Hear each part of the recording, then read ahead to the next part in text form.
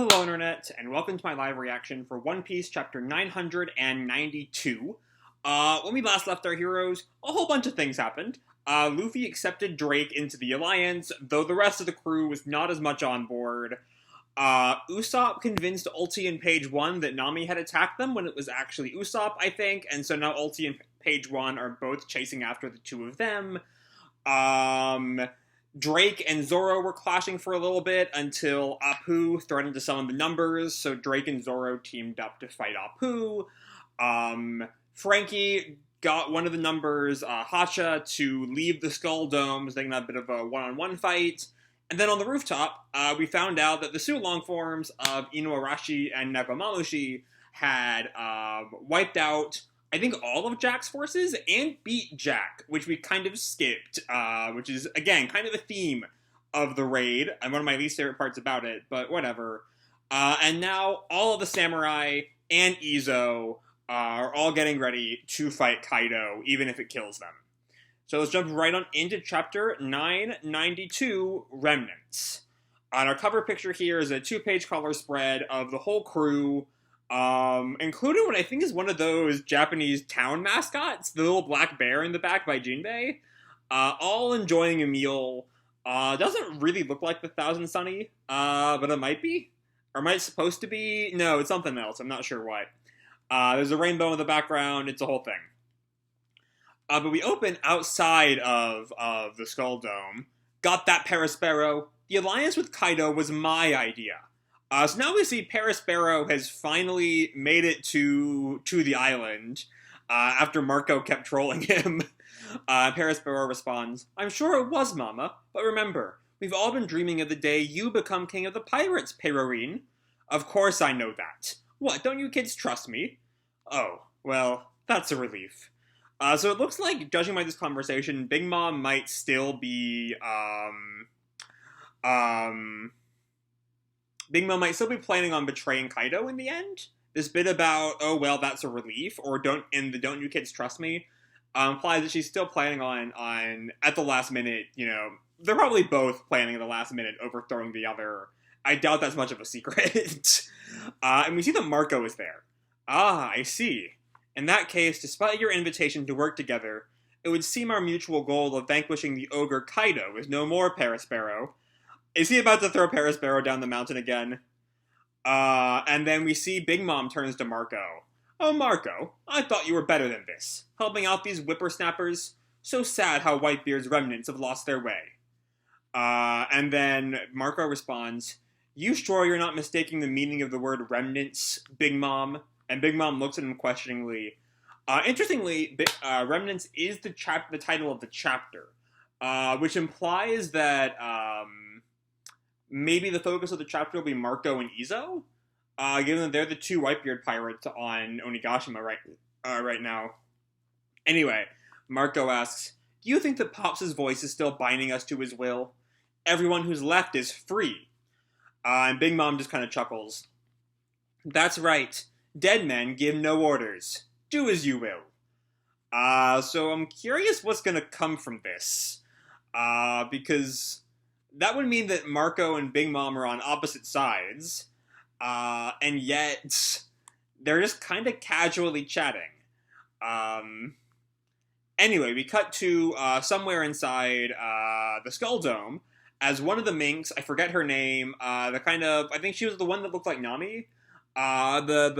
Again, I'm using the Shueisha double page thing, so the font's a little small, or the image is a little small. "Carrot, where are you going?" "To avenge Pedro. I know who I saw."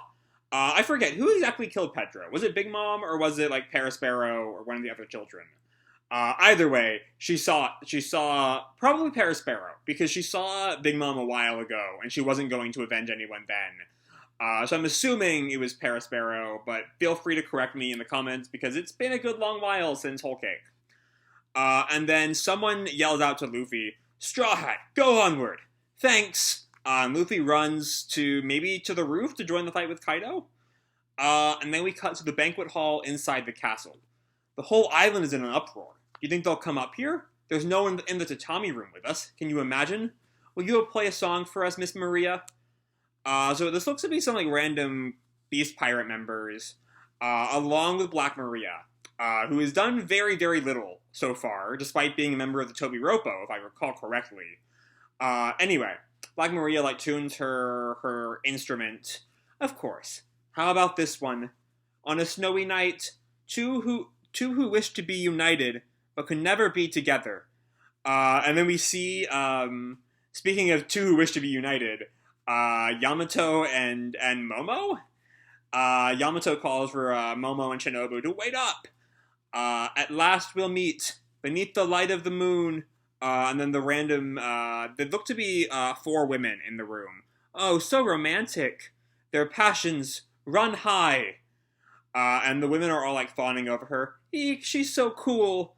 And we see the samurai go to make their attack on Kaido as Kaido lunges at them. We're now back on the rooftop, in case that wasn't obvious, for, the big clash with Kaido. And Kaido roars at them. Whoa! And just the force of his roar, or I think some lightning comes out from the roar, breaks up the ground underneath the samurai, and they all kind of jump to avoid it. We see Kinemon, Denjiro, and Raizo all by Kaido's head. And we see Kinemon, grit his teeth. I'm not entirely sure if that's supposed to signify a sword coming down. And then we see Inuarashi in his Sulong form also growl. But then Kaido shoots some more lightning at them all, and Raizo turns to the group. His roaring turns to lightning. We see Kiku and Ashiramaru, Denjiro, Kawamatsu, Izo, and Nekomamushi all react to the lightning roar. But just then, someone comes up to get at Kaido directly. Oh, it's Nekomamushi. Rawr! Crimson cat dance, and he slashes at Kaido's chin, and his face goes soaring up. And then, I think this is Kawamatsu? Katsumatsu? I think Kawamatsu. Kawamatsu then jumps up for his own attack, Kappa style, River of Sea, and he does some a kind of spinning sword slash on Kaido. And Kaido seems to be taking the hit, as all of his henchmen point out. Huh? Their attacks are hurting Kaido? And then Kaido looks at Kawamatsu and goes with his claw and kind of punches him or pushes him away or something, slashes at him. I'm not quite sure exactly. Kawamatsu goes flying into some rock. Inuarashi joins the fight. K9, Scourge! And it looks like he's... Oh, right, I think he had lost a leg, right? Am I remembering that properly? And so with his sword leg, he stabs into Kaido's side. Fallen snow sights, slicing rounds. Who is that? Is that oh, I think that's Izo, because we see the smoke from Izo's gun on the next panel. And rounds would fit for bullets. And then Kaido, despite taking some hits, seems to still be doing fine as he readies another attack. Enough nonsense. But he thinks to himself, none of these attacks bear a resemblance to Odin's blades. And Izo and Kiku both look up at him. So why can they cut me? And he shoots a blast at the two of them. Last breath. But Raizo gets in front of the two. Ninpo. Scrolling jutsu. And the attack is absorbed by this ninja scroll that Raizo has summoned. And Kaido just looks in shock. My scrolls can wrap around anything in existence. And it seems to have completely sealed the blast breath. Good on Raizo. But then he also wraps the scroll around Kaido himself. And Kaido questioningly, And now I return it to you. Blast breath. Restoration. And Kaido gets hit with a full-on blast breath. He roars in pain. And we see from a distance, the flame is clearly visible atop Onigashima. Master Kaido! What's happening? How can he be taking so much damage? And Kaido looks down at the samurai. And there's a brief pause as the samurai are seemingly covered in a bit of smoke right now, so only their silhouettes can be seen. And Kinemon, while he's huffing, exhausted, flashes back to back when Odin was alive. Come on, I'll teach you. No, thank you. We have our own styles of fighting. But Odin Two-Sword style is the greatest there is. Why won't they learn it? This is a little bit later with, he's with Toki and the kids. Hee because they would have fought. A great big fight over who would be your foremost disciple. They love you so much they would have killed each other. But we see in the end, they have learned the style. As Kaido asks them, what do you think you're doing? And we see Ashuramatsu, Kinemon, Denjiro, and Inuarashi are all using the Odin Two-Sword style as they stare down Kaido. And Kaido readies another attack. You waste your time with this cheap imitation. And then we see some more training from Odin. Okay, first of all, here's the thing about Ryuo. Listen to me! Apparently they were, like, ignoring him or something. And all four of them ready their attack. They all fly at Kaido, and Kaido stares in shock as they land a Paradise Totsuka. And all four of them get a cut on Kaido, mimicking the X that, as I recall correctly, Odin initially put on there many, many years ago. Next chapter hits October 25th. Okay. This was a fun-ass chapter. I've complained a lot lately about how One Piece, especially in the raid, seems to be skipping really any fight. Any, like, big, traditional shonen fight. We saw it with Kanjuro, especially with Kanjuro. We saw it with Jack last chapter. And so there was a very small part of me. My rational side was like, there's no way they would do that for fucking Kaido. There's another part of me like, what if they do that for Kaido? And it's very clear here, they did not do that for Kaido. We actually get the full, even like the last 15 or so pages of this chapter are all focused on Kaido, which is another thing this chapter has different from most of the raid. The raid has been generally very, let's get very little progress on a bunch of different characters. Whereas here we get a little bit with Big Mom and Paris Barrow and Marco, a little bit inside the banquet hall, just that like Carrot's chasing after Paris Barrow, Momo and Shinobu are still running away from Yamato, but really the crux of the chapter is of course the fight with Kaido, and it's a lot of fun as each of them.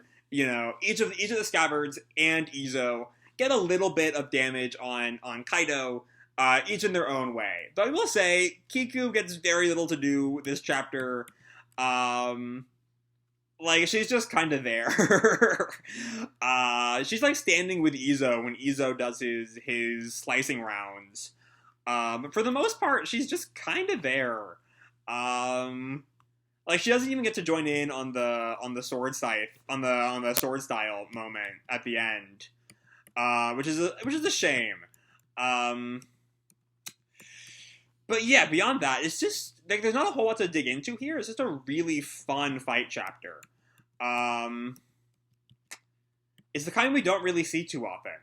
And in this arc, which is really weird because like you'd think this arc would be a big fighting moment. But when it hits, good lord, it hits. And this chapter hits hard, and it's great. But yeah, beyond that, it's a fun chapter. It's not really doesn't really leave a lot of information to really dig into. It's just a lot of fun. So yeah, that's all I have to say for this video. Hope you all enjoyed the video and the chapter itself. If you did, feel free to drop me a like or subscribe, or do whatever makes you happy, And remember, your life is your own, okay? Bye!